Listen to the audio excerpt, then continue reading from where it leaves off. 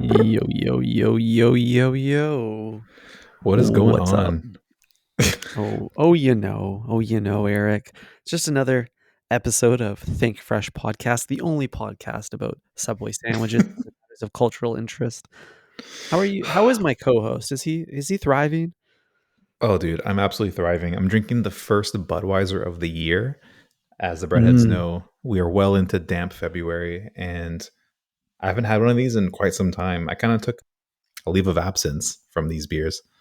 dude, it has been a wet February for me. I have fully regressed from my New Year intentions to live a healthier lifestyle. Dummied a 6-pack of buds basically on my own this weekend. One day turnaround, like agency level, like return, pretty good with chugging those back. Yeah, dude, you're on a tight timeline with that 6 pack. You're like much like much like Brad Pitt getting ready for a role. I gotta get this 6 pack done and out of the way. It's amazing how quickly me and Brad can generate 6 packs. He creates them, and I demolish them. I'm kind of his anti-hero in that sense. Yeah, totally. I can totally see you being arch nemesis of the BP. Wow, the antithesis of Mr. Pitt. Wow, hmm brilliant. So, If he's yeah, the dude, this Pitt, then I'm the lump. I'm the lump. fuck. Yeah, you're the convex version of Pitt's concaveness, Yeah. his Damn. concavity. Yeah. He's got some concavities for sure. I don't like God where damn it. this narrative is going. Let's talk about something else. Yeah, we What's deserve to. new? We deserve to talk about something else. In the news, Ty, famed Vancouver restaurant Le Crocodile has Mm. a. He dropped the thumbs up emoji on me. The head chef seems to be retiring. I didn't hmm know he was old. And guess who's taking his place, Ty? None other than Rob Feeney from the Cactus Club, Vancouver. Wow, the executive chef of Cactus Club is taking over this old guard. That's Dude, the very old guard. interesting. Yeah. So, I Le really wish. Crocodile. Yeah. The Crocodile is mentioned in our episode with Chef Pino of Chapino's Vancouver a few episodes ago. He said Hmm. they're a very respectable group over there, a very well plated meal. Hmm. Yeah, absolutely. I've had the pleasure of dining there. The day before I went to Paris, celebrating a little French meal. It was quite nice. Mm. Yeah, it was amazing. And I'm curious what Pino thinks of Mr. Feeney. Fiend. Feeny. Damn. Damn, I'm fiending for more. I don't know, dude. Like, Rob Feeney is basically celebrity chef status in Canada. Like, he's been on Iron Chef. He's clearly a successful restaurateur. There's like 50 Cactus Club locations. So Hmm. I don't like, and this is just like a small mom and pop French restaurant. I didn't even know he was a classically trained French chef. Like, is that the Hmm. training that gets you a modern tofu bowl or a cheddar bacon burger? It doesn't make sense. Yeah, it's really strange to like trace his steps, you know what I mean? Because it looks like after doing like 30 seconds of research that fuck, I forgot his name already. The current chef at Le Crocodile. Do you know his name? I It's don't not know his Mark name. Jacobs, but it's something similar. Mark Ruffalo? Dude, there's only so many Marks. I was thinking about this the other day. Like, I don't know a single Mark. They're all celebrities. I don't personally rub shoulders with Marks. Yeah, it's a good question. But his name is Okay, let me Emile Jung. wait. No, it's not. It's not? Oh, that's the owner. Oh no, chef slash owner. Emile Jung. Oh, I thought it was. Oh, Mikkel? This is a Mik riveting content. yeah. Oh, Mikkel, I think is his son. I Okay. don't Anyways, know. doesn't matter. Doesn't matter. If you trace his steps, it looks like they were breaking bread together a long time ago Mm. at like well-known Michelin star restaurants. And I'm curious, like, what made Feeney want to branch away from like high-end fine dining to pursue crispy tofu bowls and lettuce wraps at Cactus Club? Yeah, dude. I think like Maybe he's just a man of the people. He's like the foie gras is for a subset of society, but everyone should be eating their raincoat greens. Like, Absolutely. Yeah. So if you're dining at fine dining, that's kind of like a Friday, Saturday kind of dinner. But like hmm Feeney said, there's a gap in the market for Sunday, Monday, Tuesday, Wednesday, Thursday. And hmm I know on those days, all you really want is like the butternut squash ravioli. yeah, dude, or like just a really fat burger, or like the millionaire cut of the steak. On a Wednesday, just feels right. Dude, the millionaire cut is like prime marketing right there because it's hmm the most expensive steak and it's called a millionaire cut. So you really do feel like $1,000,000 when you order it. That is until you take the first bite and you're like, oh, this is just the pedestrian steak. This shit This ain't chewy. Elisa. Yeah, this shit dry. But yeah, Damn. shout out to Feeney, man. I think you're right. He is a guy. He is a man for the people. And but do we really need that at Le Crocodile? These like No. amazing restaurants are all just kind of like fading away. Yeah, I mean, I think it's kind of cool to keep these restaurants little holes in the walls for rich people to sit at their white tablecloths, and I don't think we want to open them up to too many people. Hence, distill the luxury that they provide. I would rather like a chef like Feeney become the creative director of Subway, which is already displayed an interest in being a restaurant for the people, and then trying to elevate what they offer. I think that would be a bit more of a interesting direction rather than like diluting luxury, increase elevating pedestrianism. So you're saying to dilute Le Crocodile and pull some of those things into Cactus Club? I'm thinking he's making like the wrong career pivot. I don't think he's going to dilute the luxury by entering that area, because he's Mm, going to try to get a like avocado dip on the menu, and that's not very French. And I would rather avocado? I would rather he go over to Subway and say, "Your guacamole's crap. Let's turn this into an avocado dip and offer it for the Mm. and let's chunk up some stale bread, and we're gonna offer an appetizer. We're gonna make this a whole like we're gonna get a 3-course meal here with cookies to finish." Oh, dude, I love me a baked cookie to finish. Have you had that at Cactus Club? There's literally a skillet cookie. It's incredible. I I think I have, dude. Their dessert game is no joke. It's definitely top tier. Like that warm brownie, she Yeah, the warm brownie. I'm more of a key lime pie kind of guy. you Key would lime be. That's guy. so European of you to like pick a dessert with no sugar in it. Oh, dude, it's got sugar, baby. It's sweet as hell. But yeah, dude, I love a nice little citrus hit after a heavy meal, after a heavy millionaire's hmm cut, you know? Yeah, dude. Like limoncello is my favorite dessert. Just and you're Oh good. yeah, dude. Let's not even venture into the liquid desserts category because that can be dangerous for us. Yeah. Actually, it's hard to pick. It's like picking a favorite child. Oh, I know. Every single time I look at the dessert menu, I peruse the cognac list, and Mm, I'm always trying to like create a mental catalog of the most expensive cognac at all restaurants. mm. Most expensive I've seen is $350 for 1 ounce. Ooh, that's pretty high. I think Mhm. it was 650 at Boulevard a month Oh ago. shit. So it goes higher. That makes sense because they have bar in their name, right? Yeah. Boulevard Bar and Kitchen. Is that right, or did I just make that up? This is the tricky part though. You have to read the fine print. Does it have the word raw in front of it? Is it a bar or is it a raw bar? A rah rah rah. Rah rah. Romama. God I damn don't know, it. dude. Yeah, so I think this is the idea here. Is I think Feeney needs to go to Subway, ditch the crocodile, let it do its thing, and if really preach your values around bringing elevated cuisine, fine dining experiences to a casual market. Like Mhm. Cactus Club invented the casual fine dining. That's their innovation. It really did.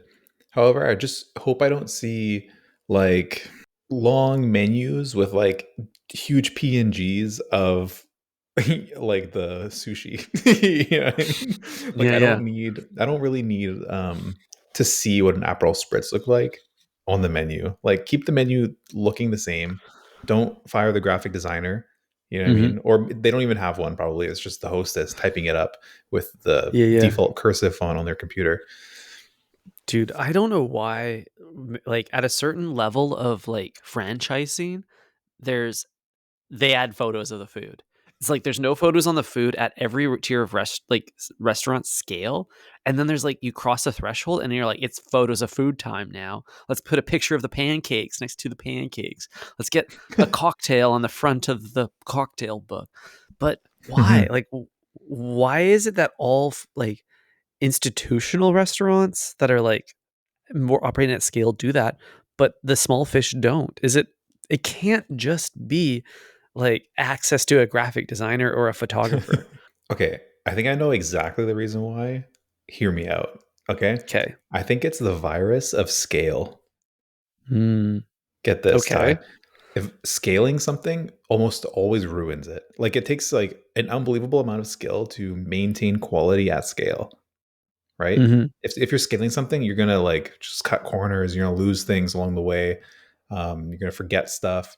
You're gonna hire too many people that are too removed from the creator in order to like execute properly on the idea, right? Mhm. So imagine this. Because there's 50 Cactus Clubs, that means technically in order to keep up, they need to have like 10 graphic designers on the payroll. You know what I mean? Mm. And as soon as you have 10 graphic designers and you divide the menu by 10, you're responsible for the happy hour section, right? And if I have Mhm. 40 hours a week to work on the happy hour section, I'm adding P&Gs in there. You're right. Once again, graphic designers are the problem at the Yeah, root. dude, we don't need We keep graphics coming ever. back to this. Yeah. Dude, I am so excited for audio-only interfaces. Dude, you're so right, though, and I think this is really interesting though, this notion of like scale decreasing quality, because every time I go to Subway and I finish my footlong, I sit there and I look at you and I go, "That was awesome," and like then I like let out a big belch, you know? I'm like always satisfied. So, and Subway, as the listeners know, has the most number of locations of any fast food chain on earth. So it begs the question, how good was the first Subway, Oh shit. right? Wow. Pete's Super Submarines or whatever that shit was Dude, called. that shit must have slapped so hard because for like multiply it 44,000 times and this is the quality bar they're hitting. It's nothing short of a miracle, Eric. Mm-hmm. I mean, it makes sense for the co-founder to like join the relationship and be like, after trying a sandwich, being like, every city needs this. You know what I mean? Mhm. Like, if it's that good, I can see him saying that and possibly executing on That's crazy. Have you ever thought that about anything? You're like, you run back this podcast and you're like, every ear needs to hear this. it. Yes, actually, I have the Alex Jones episode on on Rogan. No, but yeah, I think very few things like that exist. And you're right, it is pretty impressive if 44,000 different like physical locations are making sandwiches that they are pretty consistently good. Like Mhm. like first, let's just say first few bites, awesome, Mhm. right? And like kind of the same no matter where you go. Yeah, totally. Like we trash on Subway for a lot of different things, but we've never really taken a moment to appreciate how consistent it is and the quality level they're able to hit given that breadth of location. That's kind of crazy. I Mhm. don't think I could pull that off as a chief executive officer. Yeah, definitely not. So episode 308, we finally admit we like Subway. I think what we realize though is that it's probably hard to pull off, you know? Yeah, we got to give respect where respect is due. And that happens to be at the logistics center of Mhm. Subway. Whoever is like, relaying, or I guess the onboarding team, whoever's making the onboarding materials is Mhm.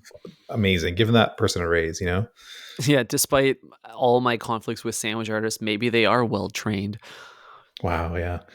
It We does never beg the thought to question realize. though, Eric. It begs the question, is a sandwich from Subway a like the quality of it, what you make, a byproduct of nature, meaning what was created by the institution of Subway? or nurture, meaning what you work to create on that line with the sandwich Hmm. artist. Nature Hmm. or nurture? This is a great question. It's obviously a gray area. You know what I mean? It's as gray as the lettuce. However, Mhm. also think it's a bit of a spectrum. You know what I mean? Like, for example, the sandwich can only be as good as both parties. You know what I mean? Like, the sandwich artists can maybe put the team on their back and provide the vegetables that make a great sandwich. However, if you have a dud of a Mhm. customer, then there's a Mhm. ceiling there, right? Like, the sandwich can never be an A plus. It'll be a B minus or a C plus at best. Same goes the other way. Like, if you are a rock star creator of sandwiches as a customer and you put together the most perfectly assembled sandwich with, like, the chemical makeup of all the ingredients perfectly binds together and it's just the perfect recipe.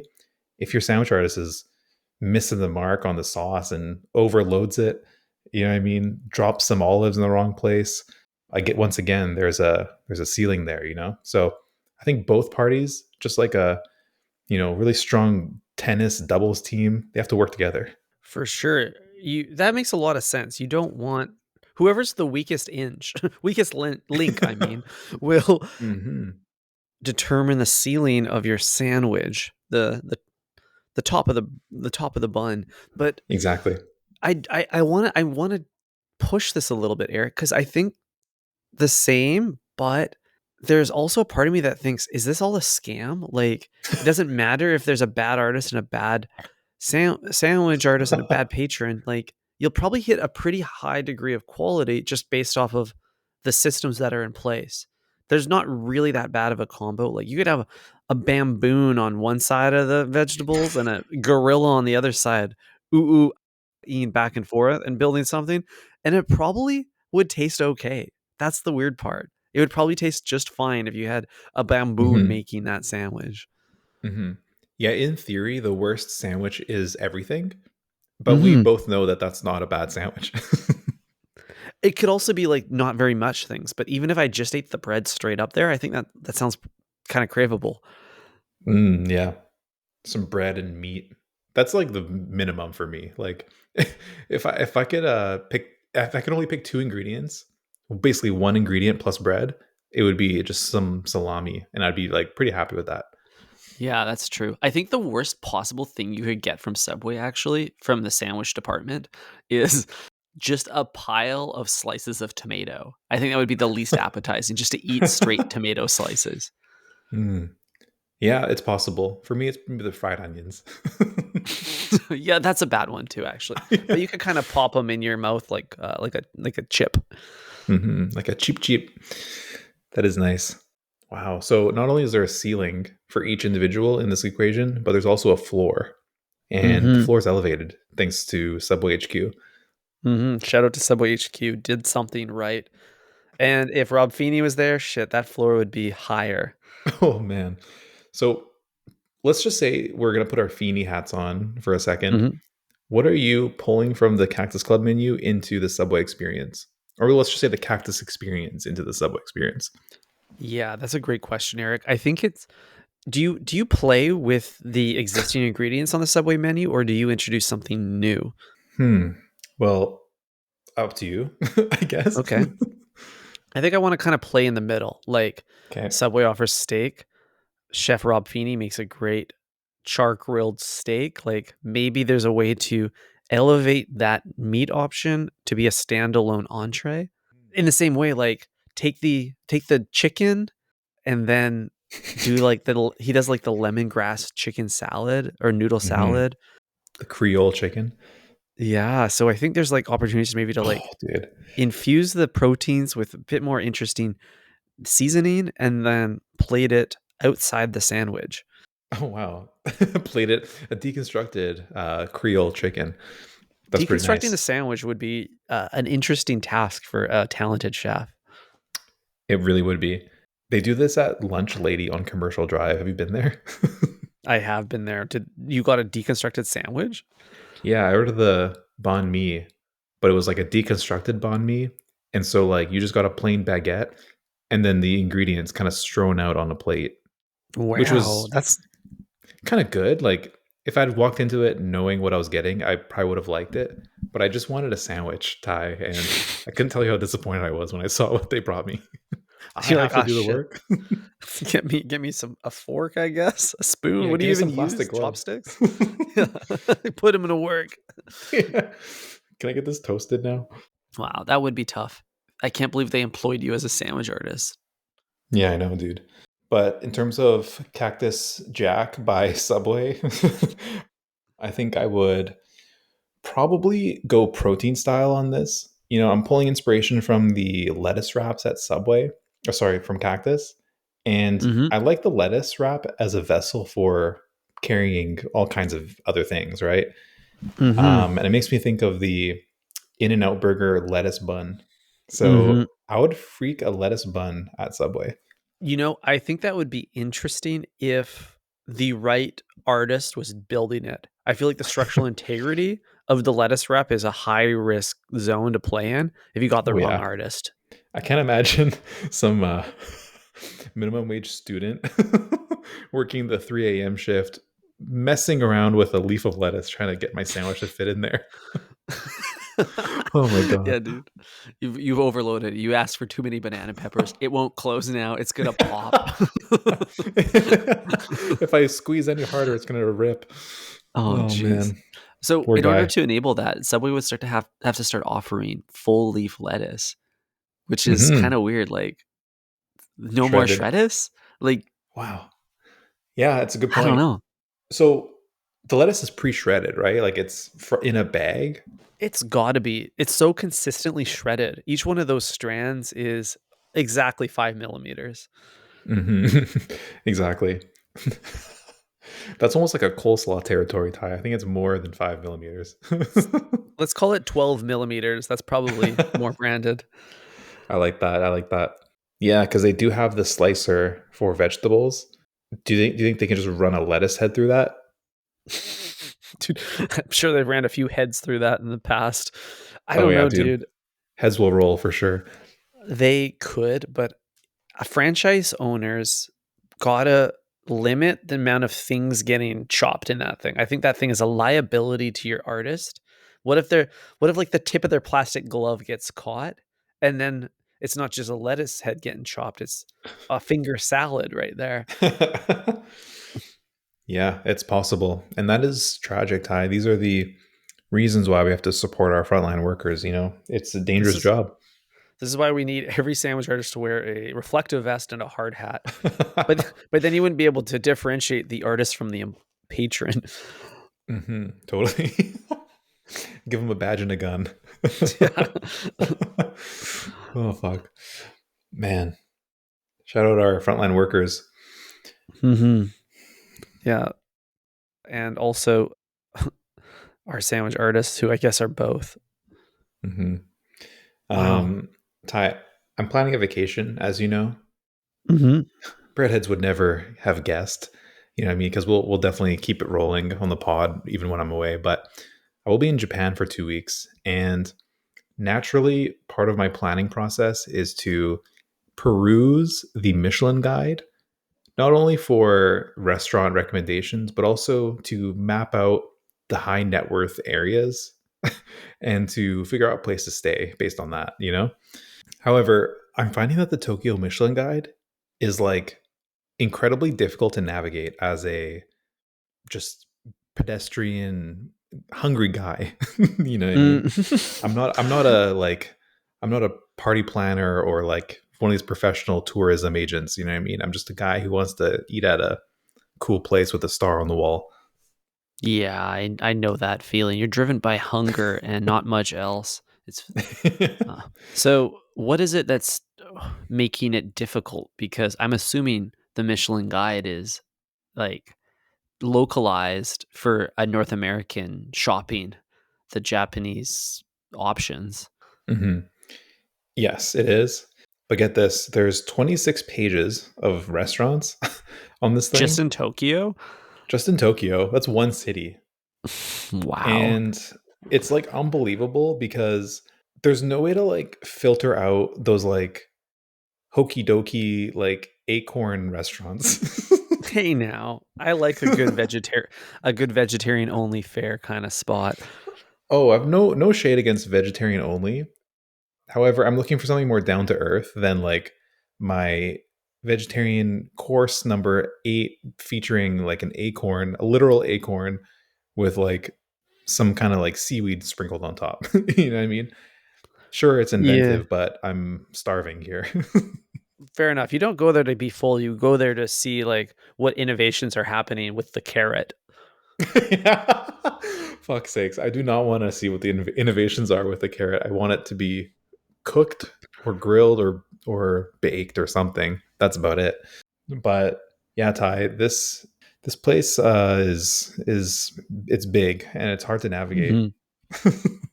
Yeah, I believe it. At a certain point, a guide stops being helpful when it provides too many options. Like at what point Mhm. are you no better than Google Maps? 100%. It's like those kids in school who would like highlight the entire page. It's like my brother in Christ, like I know it's all important, but you got to pick one or two sentences to highlight, right? Damn, yeah. Those people love Subway, because they can have it all.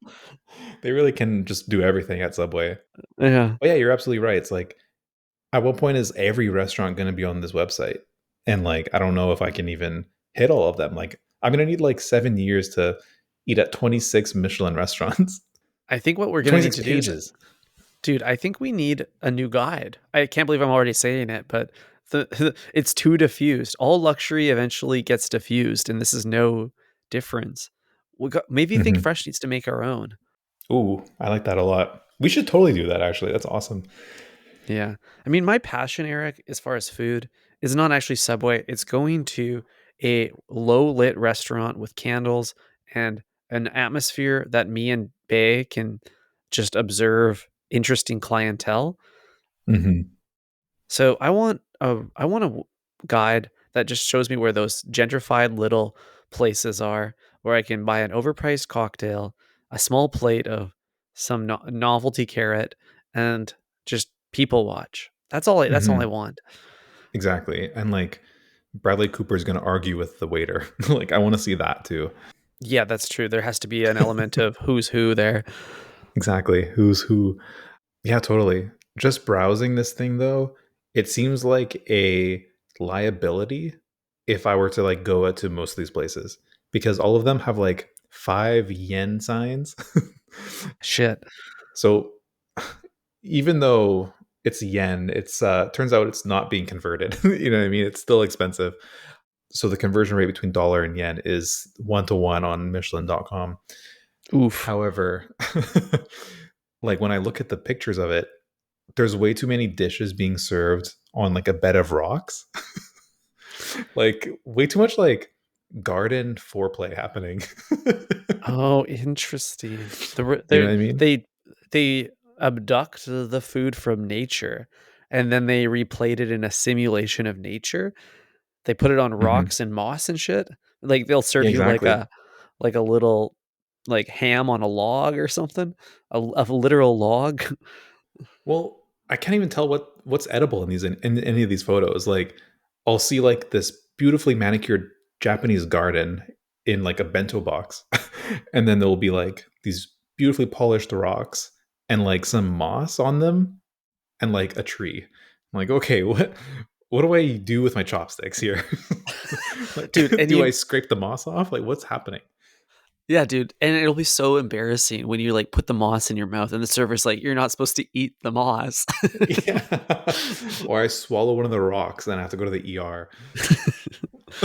Damn. That Fuck is sakes. wild. So what's the deal here? Why are they simulating nature with this? Why is it so over the top? It's very different than Western plating, which is about it's very reductive. It's very about like the food itself is the star of the show, not the context that the food is plated. Mm. Yeah, well, I don't know what the food is in this case. Like, it's possible that it's both. Like, the food is, executed at a high degree of care, but then Yeah. also it's plated in this like artistic way. And it seems to be like only some dishes come like that. You know what I mean? Not every single one, but like some might just be a single clam with caviar in there and like some gold flakes. And that's like course 3, you know what I mean? But then Mhm. after that you're running it through the garden after that. Quite literally, the rock garden. Exactly. The koi pond. Yeah. I don't dude, I don't know if there's, like, some wabi-sabi thing happening there, but it feels contradictory into what I understand the, like, design ethos of Japan to be. Like, when I think about the design ethos of Japan, I actually think about, like, a Michelin star restaurant in California where it's like a perfectly white plate with like just like a very simple plating on it. Like you got like a little Mhm. tiny fillet of salmon, three pieces of asparagus kind of hanging off the top there to create a little bonfire shape. And that's it, you know, maybe a little drizzle in the middle. Absolutely. Maybe the aburi torch is making an appearance, but that's about Hmm. all the ornamentation that's happening there. Yeah. That to me, that feels like Japanese plating, not like Mhm. simulation koi pond. I mean, teach their own, I guess. I'm sure there's plenty of Michelin guide restaurants that are exactly what I'm looking for, Hmm. simple, down to earth, like hole in the wall places that are just producing food beyond what you would expect. That's kind of what I'm after. But it turns out if I just like look around myself, I'm able to really quickly find that. And maybe it's buried on like page 7 and I just haven't gotten there yet. Like it's like the meme where the guy's digging and then he stops right before the diamonds. Hmm. Like that's me. I've already turned around. I'm walking home. No, man, one more page of the guide. Damn it. There's something there for everyone. I get that though. I get that though. Are you going to visit Subway in Japan? Because I would love to Mm. see what their tuna is like. Oh wow. Yeah, it's bluefin. Crazy, right? No mayo, just nice, nice raw slabs in a hmm sandwich. Oof. I was talking to some people yesterday about how I typically avoid Subway in like far away places. Like when I'm traveling, I will just not eat there because I feel like it's a waste of not one but two meals. You fill yourself up so much on Subway that you're skipping dinner. You know what I mean? Like Mm-hmm. you've missed lunch and now you're skipping dinner because you just feel like a fat piece of shit. Mm-hmm. And having two meals abroad it's valuable. You know what I mean? That's like a whole day's worth of travel. You're right. You're there. Meals are memories, and this is yeah. You want to make sure you're maximizing them.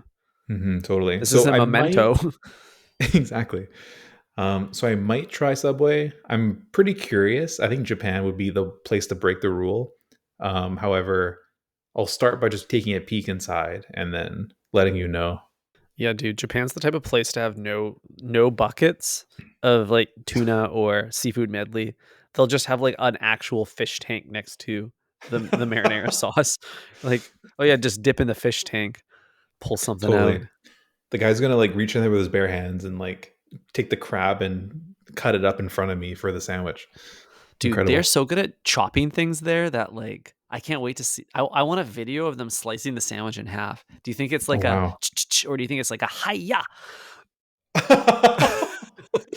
It's definitely with their bare hand. They're doing a karate chop on that thing, and it's just both ends are jumping up in the air. That'll be a fun thing to Dude, see. I'll be sure to video that for the pod. yes, please. They're gonna. I want to see them hit the foot long with like a butcher block knife. Just pow, clean hit. Dude, that would be sick. Or a samurai sword, just like cut through the whole table this way. Yeah, dude. If you don't tip, your head's next. Oh shit. Yeah, I better. Wow. Well, that's gonna be Japan fun.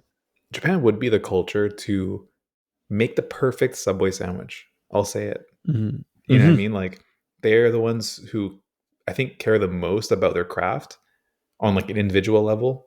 And even if it's like a franchise and they're just an employee, they will produce the best sandwich of their life every time. Hmm. And it would just. It's really about the arrangement. I think. You know, the sauce drizzle is the exact distance from the edge of the bread, no matter where on the bread you see it.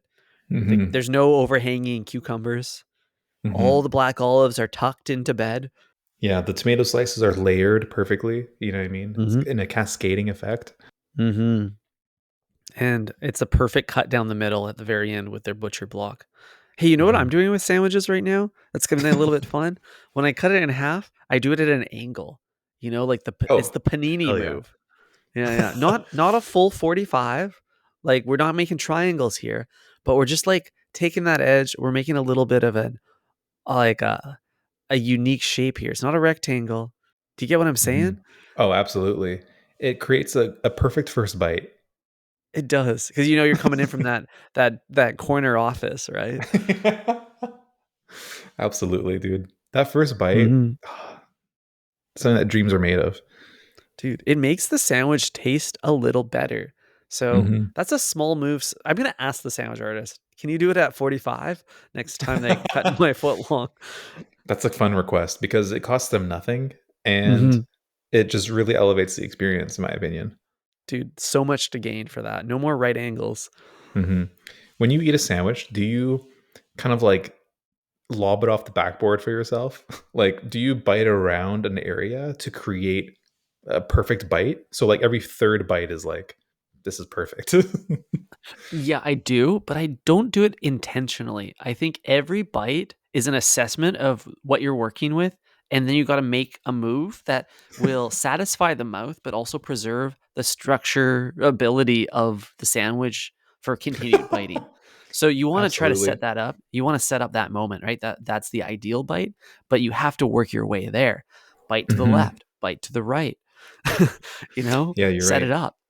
Yeah, every single bite, you're resurveying the playing field and you're Mhm. making a game time decision like, okay, if I bite here, that might cause this tomato to fall out, but I'll have to take this bite down here, which is less desirable now, but it'll set me up better in the future. Totally. And like sometimes you just need to hard pivot, flip 180 degrees and come in from the backside on a foot long. You're like, we're gonna burst out the back end here. I gotta get my mouth on this ASAP. Yeah, dude. Sometimes you just got to do the wild reach around. Yeah, exactly. Uh, but you know what? An exaggerated version of this is eating a really sloppy burger. Like, have you ever Hmm. like just taken a burger to Pound Town and then realized midway, like, oh fuck, I gotta turn this thing around. I gotta, I gotta redirect my landing here, and go back to the beginning, and then maybe you flip it upside down. Even that's another move, like midway, because the top bun sometimes is larger than the Hmm. bottom bun. Maybe it's the way our Giga Chad jaws are shaped that it ends up that way. I'm not sure. Oh yeah, dude, we're flipping, we're spinning, it's like I'm doing a dance with it, like it is my little ballerina partner on this stage Mhm. the f- of the table. But the Mhm. funny thing with the burger is that I always get s- like mess anxiety when I eat it, so I Oh end yeah. up increasing the velocity that I consume it because the sooner I like suck that thing back, the sooner I don't have to hold it anymore. Do you Oh fall yeah, victim dude. to this too? I can't even enjoy it because I just need to resolve the problem that it became. Dude, you're absolutely correct about this. I feel the exact same way. And I'll even say, like, when I pick up the burger, there's no putting it down. Like, I'm finishing that No, thing because as soon as I put it down, it's game over. it's suicide. It's like you're literally throwing in the towel there because, well, you're going to be throwing out the towel because you're going to clean your hands and it can be never used again. Exactly. Much like your ballerina reference, Ty, if I'm the hunk on the bottom of the pyramid who's tossing around this delicate little flower, I have to be very gentle with it. You know what I mean? I can't just Mhm. forget to catch it and drop it on the ground. It's going to crack its little skull. So I need to make sure I'm always ready to support the burger when it needs to be supported. It is kind of funny because, like, aesthetically, it is a monstrosity. It is gloopy. It is gross. It is with every bite losing its appeal. But with every bite, you must be more delicate with it. You must treat it with more care. You must Hmm. learn to be sensitive to it and nurture it. Hmm. So there's this contradictory like experience where at a certain point you either commit, you're like, I'm going to raise this child, or I need to call it quits, game over, and give Totally. up on the burger. Absolutely. But there also is this turning point moment, maybe three-quarters of the way in the burger, where you can see the light at the end of the tunnel. You know what I mean? Mhm. Suddenly the storm has weathered. You know what I mean? And you're in the eye of the storm and things have calmed down for a second and you're able to clearly see the path to victory. Mhm. And all you got to do from then on is just get the job done, soldier. Dude, I love that moment. The light at the end of the tunnel. It makes me realize though, when I'm taking that next bite of my footlong sandwich or anything for that matter, I'm actually thinking 2, 3, 5, 10 bites out here. Oh You wow. know, I've dotted lines where my mouth is going to go the whole way there, and we'll pivot if we see a tomato pop. We'll pivot if the ketchup drizzles, but we have a Hmm. plan. We're sticking to it until otherwise, no matter what. Hmm. Absolutely. Some say that being a stand-up comedian is like boxing, right? But eating a burger is like playing chess. You know, what I mean, you got to plan Mhm. 3, 4 moves out, and if you're not, you can get caught. Your king could be Dude. get their head cut off. Yeah, dude. You might lose a bishop or two. You might get your queen pinned, but you got to be ready to react and you got to be planning ahead. Don't pin my queen. Brilliant. Damn. Wow. Wow. The art of eating. It's truly a choreographed act, you know, but Mhm. also improvised. It's beautiful. Yeah. Makes me realize like I am the sandwich performing artist. So cool. Well said. Well, King, Super Bowl Sunday's coming up. Wow. Speaking of burgers, Super Bowl Sunday. Do you have any plans coming up this weekend? Are you gonna download another 6 pack? Dude, I'm going to try to break my record this weekend. I'm going to hit Oh a shit. 12. It's going to be a big weekend because it's typically the weekend where you eat the worst food too, you know? Mm-hmm. Like the food that you eat on Super Bowl Sunday are like it must be it's the biggest day of the year for football, but it's like the biggest day of the year for Cheetos, you know? It's the biggest day of the year for frozen spring rolls, you know? 100%. The frozen shrimp cocktail from Costco. Mhm. Like they're flying off the shelf for sure. And I don't know. I was looking in the news, and it seems like a lot of like food that you typically find at the Super Bowl is getting recalled. And I can't imagine like there's a few salsa brands, a few like baked lettuce brands for making slaw and shit, a few cheese brands, pre-shredded cheese. And I was like, oh, that would suck if you're just like you run like a nice little mom and pop salsa company a week before the Super Bowl, the FDA like slams the hammer down on you. Damn. Do you think it's a coincidence, or are they does the FBI have a deadline in mind? You know, it's like, okay, we know sales are going to spike. We have the most deaths at this time of the year, so unless we want blood on our hands, we got to get rid of the Tostitos. Dude, it's either that or it's an inside job like Old El Paso's making a targeted hit on them Oh and maybe shit. some false claims to secure their market position. Huh. So you're saying Dorito slid on the ops and was like, get these Tostitos out of here because they are causing diabetes or something. Mhm. Yeah, exactly. And it might be a false bomb threat, but they got to investigate it. And Huh. Doritos has got enough money to lobby the police force or whatever governing agencies are protecting us from ingesting like I don't know pre-made Hmm. salad mixed with salmonella. Hmm. Yeah, the Crooked Lays Corporation has deep pockets, and I'm sure they can pull whatever strings they need to eliminate the competition entirely. Dude, all while making the most cursed foods imaginable. I saw this video this morning of a Doritos flavored dip, and I don't know if this is new. I don't know if this is like AI generated, but I watched it. Yeah, they were dunking some tortilla chips. I guess you could dunk a Dorito in it, but it kind of looked like stadium nacho cheese, Hmm. but more like Chernobyl orange. We're gonna call it. Wow. Yeah, it's a nuclear core flavor. Yeah, dude. Wow. So yeah, I was picturing exactly the 7-Eleven nacho cheese option when you were describing that. I don't see an issue with this. I think this is a great dip for one of the most special days of the year. Yeah, dude. If you need a super dip for a super day, Oh, absolutely. Oh man, what do you think it tastes like? Is it just like spicy cheese? Because that's not new. that's kind of the funny thing. Like Doritos are, I would say, a unique experience to consume. But if you take their essence, Hmm. which is zesty nacho cheese, Mm. Many people have attempted that in dip form. So are they just Mhm. riding the brand name here? Is that all that's going to be different? I gotta dunk my finger in this. If you think about it, all Doritos are basically just plain chips with the Dorito dip on it already. Oh yeah. Because, So their like, proprietary offering is the zesty cheese. I think so. And they're just rehydrating it to make it into a dip. Interesting. We got to wet the dries. Exactly. So, do you think they would also sell like a plain Dorito alongside?